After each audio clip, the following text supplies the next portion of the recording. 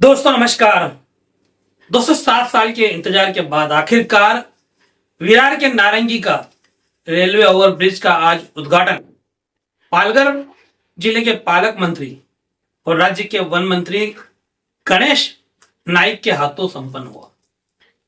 आप सभी को बता दें कि पिछले लंबे समय से विरार के नारंगी पाटे का जो ब्रिज है उसका काम शुरू था। 7 साल पहले से वो प्रस्तावित ब्रिज बनाया जा रहा था और 7 साल में जाकर अब उसका काम कंप्लीट हुआ।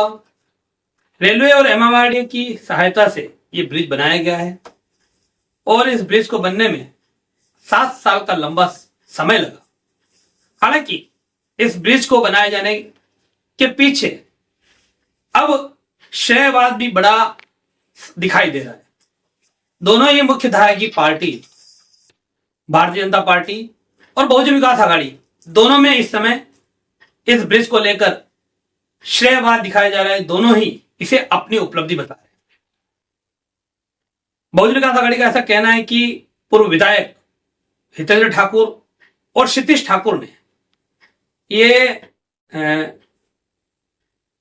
2 लाइन वाला 2 वे रोड था, इसको 4 लेन 2 लेन रोड था, ब्रिज बनना था, उसको 4 लेन करवाने के लिए प्रशासन के साथ फॉलोअप किया और उस वजह से इसका काम थोड़ा लंबाया भी। लेकिन भविष्य को देखते हुए, भविष्य में होने वाले ट्रैफिक को देखते हुए एक अच्छा निर्णय लिया गया और 2 लेन जो ब्रिज बनने वाला था वो 4 लेन ब्रिज आज बनकर तैयार है। इसके पीछे बहुजन विकास आघाड़ी के हितेंद्र ठाकुर की मेहनत है, क्षितिज ठाकुर की मेहनत है, ऐसा बहुजन विकास आघाड़ी का दावा है। वहीं दूसरी तरफ पिछले 1-1.5 साल से जब से सत्ता परिवर्तन हुआ है, वसई, नालासोपारा और बोईसर विधानसभा में भाजपा का प्रत्याशी जीत कर आया है। उसके बाद से भाजपा ने भी कई बार कई चीजों पर अपनी तरफ से पत्र व्यवहार किए। तो इस ब्रिज को लेकर भी भाजपा का यह कहना है कि उनके विधायक राजन नाइक की बदौलत ये ब्रिज का काम जल्द पूरा होगा। तो इस चीज में, इस ब्रिज के पूरा होने पर, आज उद्घाटन होने पर दोनों ही पार्टियों में श्रेयवाद काफी गहराता हुआ दिखाई दिया। यहां तक कि पुल के उद्घाटन के बाद जमकर नारेबाजी भी दोनों पक्षों की तरफ से हुई। वहीं दोनों पक्षों के झंडे आप वीडियो में, तस्वीरों में देख सकते हैं। वहां ब्रिज से आसपास एक तरफ बहुजन विकास आघाड़ी का सीटी चिन्ह वाला झंडा लगा हुआ है तो दूसरी तरफ भारतीय जनता पार्टी का कमल निशान वाला झंडा भी लगा हुआ है और ये कहीं ना कहीं श्रेयवाद को साफ दर्शाता है। आज सुबह 9 बजे पालक मंत्री, राज्य के वन मंत्री गणेश नाइक विरार पहुंचे। वहां उन्होंने भारतीय जनता पार्टी के अन्य नेता, जिसमें पालघर सांसद हेमंत सावरा, पूर्व सांसद और वर्तमान विधायक राजेंद्र गावित, दूसरे और भी विधायक, वसई के विधायक श्रीमती स्नेहा दुबे पंडित, नालासोपारा विधायक राजन नाइक, ऐसे लोगों के साथ में मंच साझा किया। साथ ही साथ प्रोटोकॉल के तहत महानगर पालिका के महापौर अजीव पाटिल, उन्होंने भी मंच साझा किया। हालांकि बहुजन विकास आघाड़ी के दूसरे नेता वहां मंच पर दिखाई नहीं दिए, खासकर पूर्व विधायक दोनों ही वहां दिखाई नहीं दिए। तो देखिए इस पूरे उद्घाटन से जुड़ी हुई ये कवरेज और सुनिए क्या कुछ कहना है वन मंत्री गणेश नाइक का और साथ ही साथ बहुजन विकास आघाड़ी के कार्यकर्ताओं का क्या कुछ कहना है। फिलहाल इस वीडियो में इतना ही। नमस्कार, जय हिंद, जय महाराष्ट्र। प्रलंबित असलेला जो नारंगी येथील रेल्वे क्रॉस करणारा ब्रिज, जो पूर्वी फाटक होतं, आजच्या त्या ब्रिजचं उद्घाटन झालेलं आहे।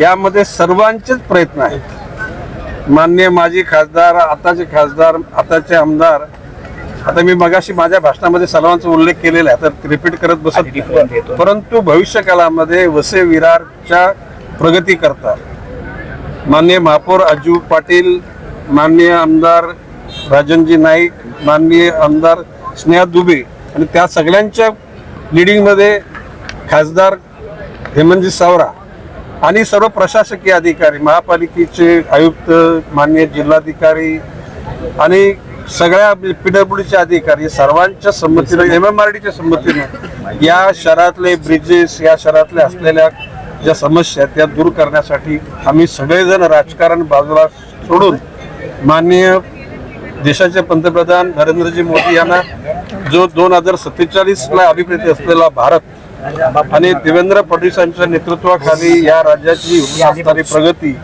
तिचा निश्चितपणे जनतेला फायदा व्हावा यासाठी आम्ही सर्वजण राजकारण बाजूला समाजकारणाच्या मध्ये अतिशय गतीनं, सामर्थ्यानं, तेजानं आणि वेगानं पुढे चाललेलो आहोत. आपल्या सगळ्यांचं आजवर सहकार्य मिळालेलं आहे. प्रिंट मीडिया, इलेक्ट्रॉनिक मीडिया आणि सोशल मीडिया आणि असेच सहकार्य आम्हाला देत राहा. जय हिंद, जय महाराष्ट्र. उड्डाणपुलाचं काही काम बाकी आहे. उड्डाणपुलाच्या उद्घाटनाचा सोहळा पार पडतोय. घाई नक्की याच्यामध्ये घाई दिसते असं वाटतंय का? आणि कशासाठी घाई नाहीच, किंबहुना अतिशय शांततेने सगळ्यांनी भाषणं केली. अतिशय समर्पक भाषणं झाली. या ठिकाणच्या महापौरांचा सन्मान राजन नाईकांनी केला, स्नेहा दुबेंनी केला. स्नेहा दुबेंचा आणि राजन नाईकांचा सन्मान महापौर अजू पाटलांनी केला. म्हणजे इतक्या प्रकारचं समाजाच्या करता एकत्र येण्याची भूमिका ठेवणारं प्रगल्भ नेतृत्व हे निश्चितपणे वसई विरार शहराला प्रगतीकडे नेण्यासाठी कारणीभूत ठरेल. झेंड्यांचा वॉर इथं पाहायला मिळतोय. ज्या ठिकाणी भाजपचे झेंडे लागले त्या ठिकाणी बहुजनचे झेंडे लागलेले आहेत.